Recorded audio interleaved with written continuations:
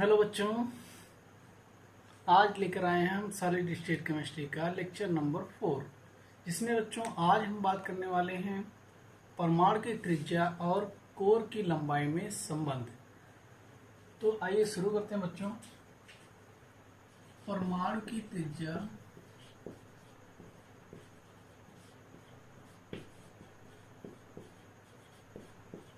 तथा कोर की लंबाई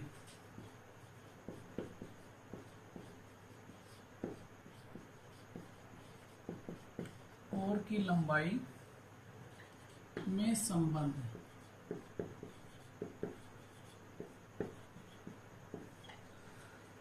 तो बच्चों कॉपी कलम निकाल लीजिए और एक बार फिर से पढ़ाई शुरू कर दीजिए।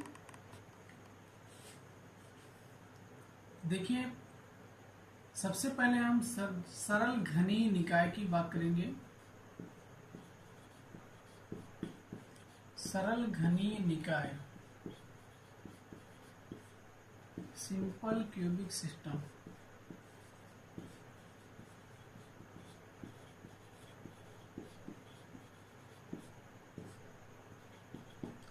सबसे पहले इसके लिए हम परमाणु की त्रिज्या और कोर की लंबाई में संबंध निकालते हैं। तो इस संबंध निकालने से पहले हम एक यूनिट सेल बना लें।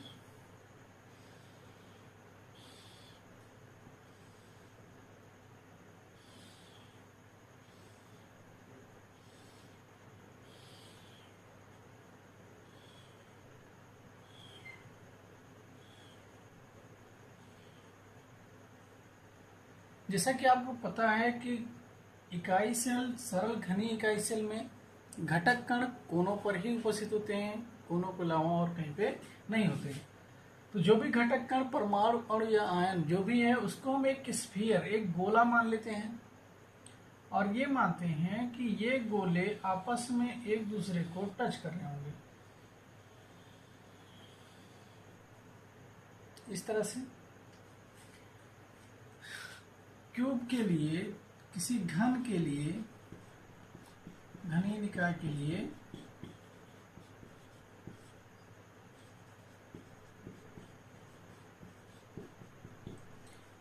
अगर इकाई सेल का आयतन निकालें तो आप जानते हो कि सभी लेंथ इसकी समान होती हैं।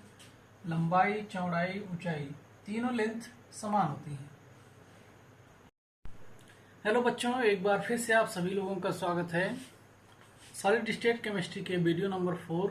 आज जिसमें बच्चों बात करने वाले हैं हम परमाणु की त्रिज्या और कोर की लंबाई में संबंध, relation between edge length and atomic radius. परमाणु की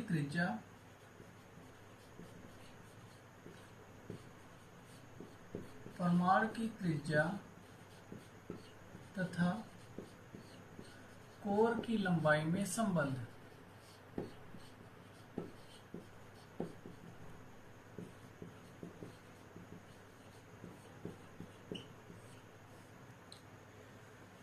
तो बच्चों आइए शुरू करते हैं। आज सबसे पहले सरल घनीय निकाय लेते हैं।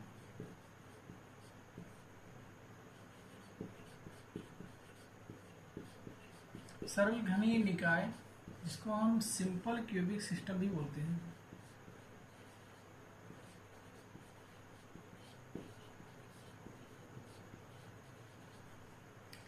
Simple cubic system. इसके लिए अगर हम रिलेशन की बात करें परमाणु की त्रिज्या और कोर की लंबाई में, बहुत ही आसान है बच्चों। देखिए, आप क्या कर रहे हो, एक यूनिट सेल बना लो।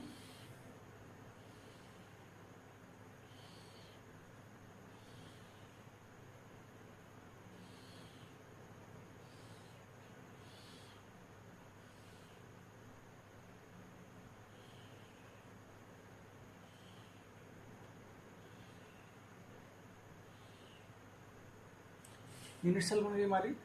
और आपको पता है कि अगर कोई घनीय निकाय है तो घनीय निकाय के लिए लंबाई,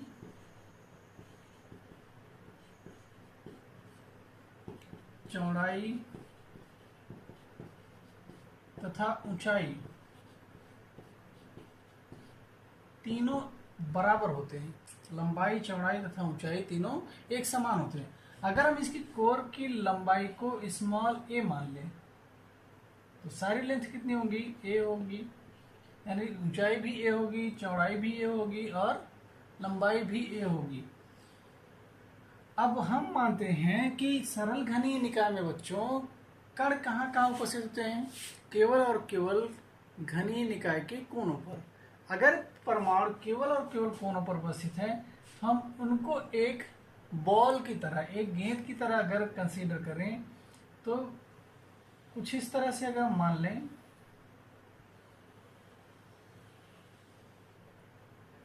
तो इस बॉल की रेडियस, इस बॉल की त्रिज्या इस परमाणु की त्रिज्या होगी। तो ये लेंथ अगर हमारी यहां से यहां तक की स्मॉल ए के बराबर है और इस गोले की त्रिज्या अगर स्मॉल आर हो और इस गोले की त्रिज्या भी स्मॉल आर हो तो ए इक्वल टू क्या आएगा, ए इक्वल टू आर। और यही है हमारा सिंपल क्यूबिक सिस्टम के लिए परमाणु की त्रिज्या और कोर की लंबाई में संबंध। आसान है, समझ में आया। चलिए दूसरा बात करते हैं अब एफसीसी के लिए।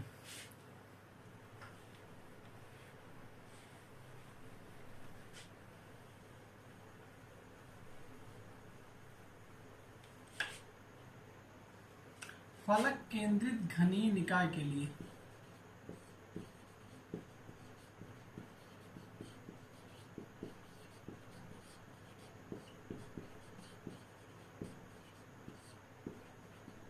जिसको फेस सेंटर्ड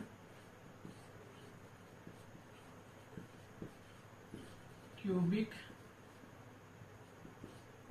सिस्टम बोलते हैं या शॉर्ट में इसी को एफसीसी भी बोलते हैं, फेस सेंटर्ड घनीय निकाय या एफसीसी। अगर एफसीसी लिखा हो तो आप समझोगे कि वो फलक केंद्रित घनीय निकाय है। और आप पहले इसका फिगर बना लो फिर देखो।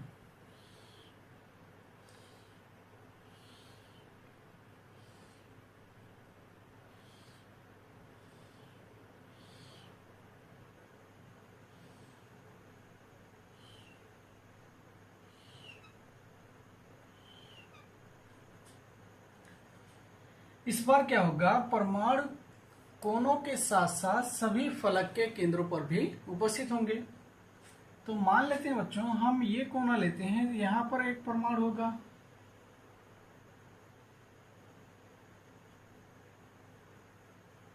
एक परमाणु इस फलक के केंद्र पर होगा और एक परमाणु इस कोने पर होगा, कुछ इस तरह से। अगर बच्चों इस लाइन को हम ज्वाइन कर दें तो एक त्रिभुज बन जाएगा। इसको ए नाम दे दो, इसको बी और इसको सी। बात समझ में आ रही है। इसके बाद इस गोले की त्रिज्या अगर आर है, ये 2r हो गया, ये भी r, ये भी r और ये भी r, यानी कुल मिलाकर AC की लंबाई टोटल कितनी है, 4r के इक्वल है।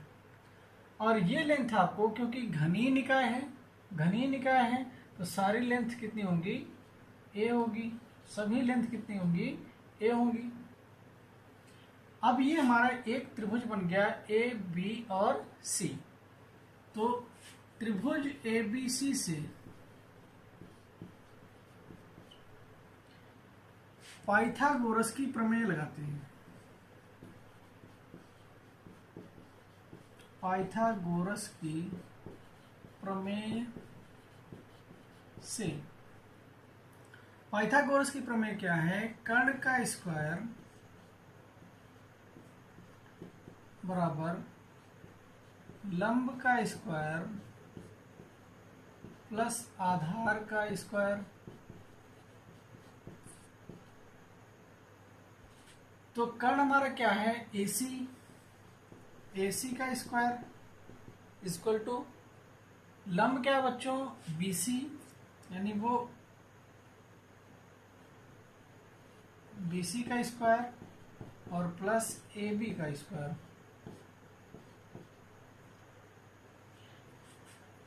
बी सी किसके बराबर है? बी सी बराबर है ए के, ए का स्क्वायर, प्लस ए बी किसके बराबर है? ए के, ए का स्क्वायर, बराबर 2a²। A C square equal to 2a²।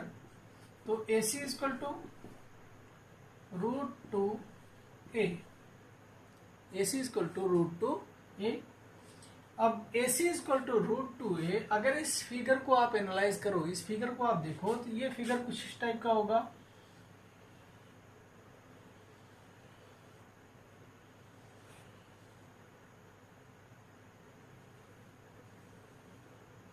इस टाइप का, जिसमें ये त्रिज्या r होगी और ये त्रिज्या r होगी, ये r होगी और ये भी r होगी, स्मॉल r के बराबर।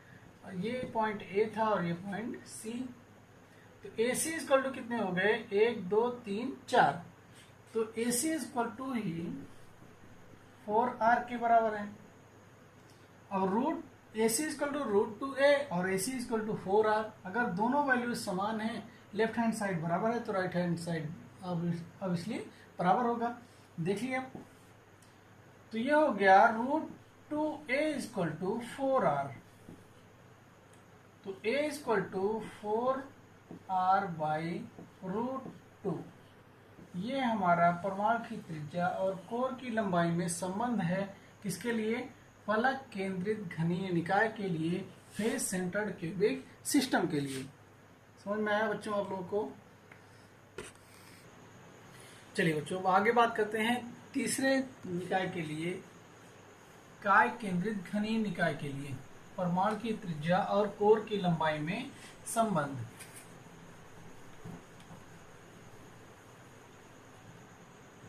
काय केंद्रित घनीय निकाय,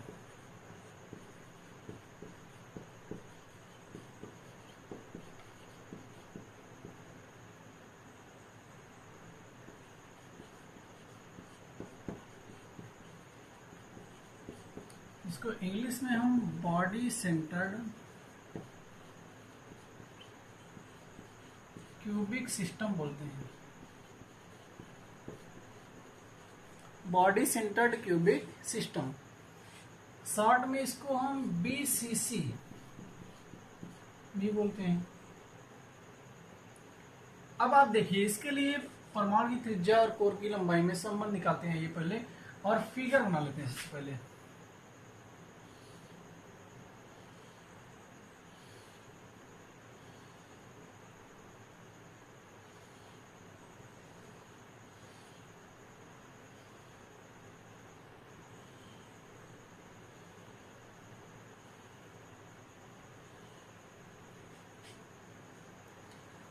काय केंद्रित घनीय निकाय बच्चों, आप जानते हो कि परमाणु कहाँ कहाँ उपस्थित होंगे?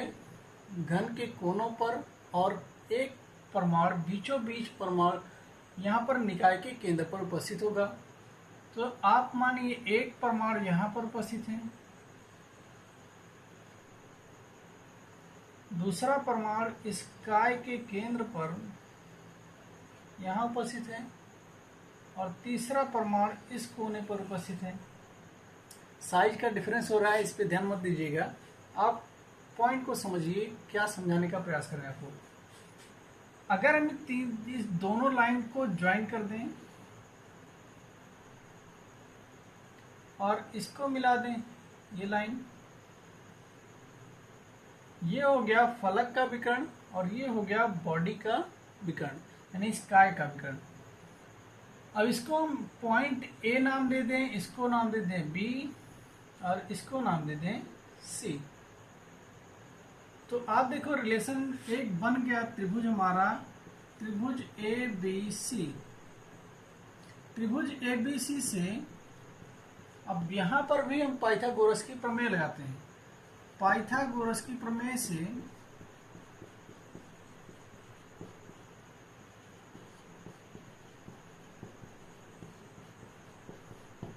पाइथागोरस की प्रमेय लगाते हैं, तो AC² इक्वल टू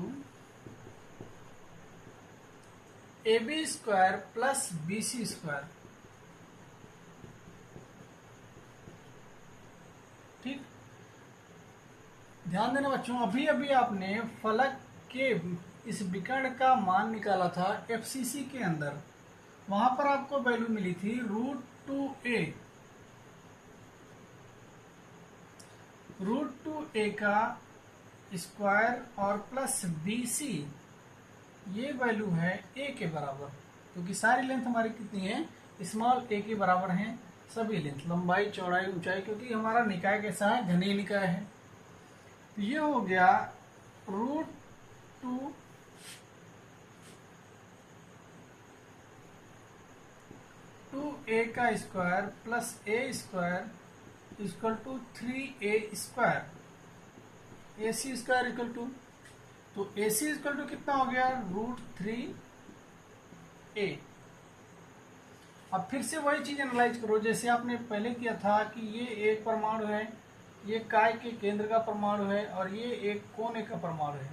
अगर हम इन तीनों को ज्वाइन करें, जो कि इस यूनिट सेल के अंदर इसी तरह से अरेंज हुए हैं, ये दूरी r के बराबर होगी, ये भी r के बराबर, ये भी r के बराबर, और ये भी r के बराबर, और ये पॉइंट हमारा a था और ये पॉइंट c था। तो AC इक्वल टू ही क्या था हमारा, 4r के इक्वल था। ठीक है, अब आपको पता है कि जिस चीज के लेफ्ट हैंड साइड, किसी भी समीकरण में लेफ्ट हैंड साइड बराबर होते हैं तो राइट हैंड साइड बराबर होने चाहिए। तो ये चीज यहां से ले लेंगे, √3a इक्वल टू 4r, तो a इक्वल टू 4/√3r, और ये है रिलेशन हमारा परमाणु की त्रिज्या और कोर की लंबाई में संबंध काय केंद्रित घनीय निकाय के लिए, बॉडी सेंटर्ड क्यूबिक सिस्टम के लिए। तो उम्मीद करते हैं बच्चों आपको समझ में आया होगा।